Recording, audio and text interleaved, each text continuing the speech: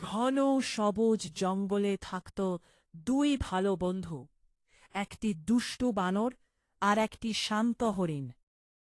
বানরের নাম ছিল মিঠু, আর হরিণের নাম ছিল চান্দা।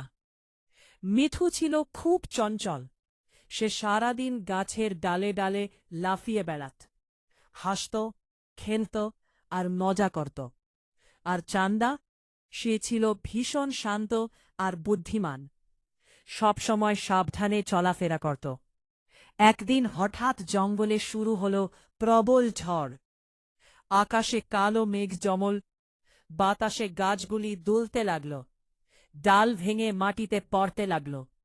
ভয়ে চান্দা দৌড়াতে লাগল, কিন্তু হঠাৎ সে কাটা ছোপে আটকে গেল।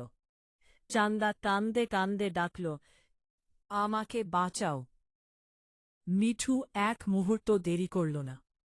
সে দ্রুত গাছ থেকে নেমে এলো, নিজের ছোট ছোট হাত দিয়ে সাবধানে কাটা সরাতে লাগল।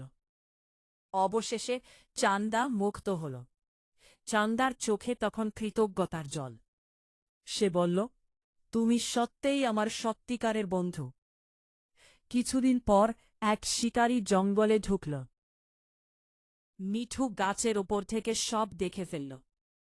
সে জোরে জোরে চিৎকার করে সবাইকে সতর্ক করল। চান্দাও দৌড়ে গিয়ে অন্য প্রাণীদের খবর দিল। সবাই মিলে নিরাপদ জায়গায় লুকিয়ে পড়ল। শিকারী অনেক খুঁজল, কিন্তু কাউকে ধরতে পারল না। সেদিন থেকে জঙ্গলে সবাই বুঝল, সত্যিকারের বন্ধুত্ব মানে একে অপরের পাশে থাকা, বিপদে সাহায্য করা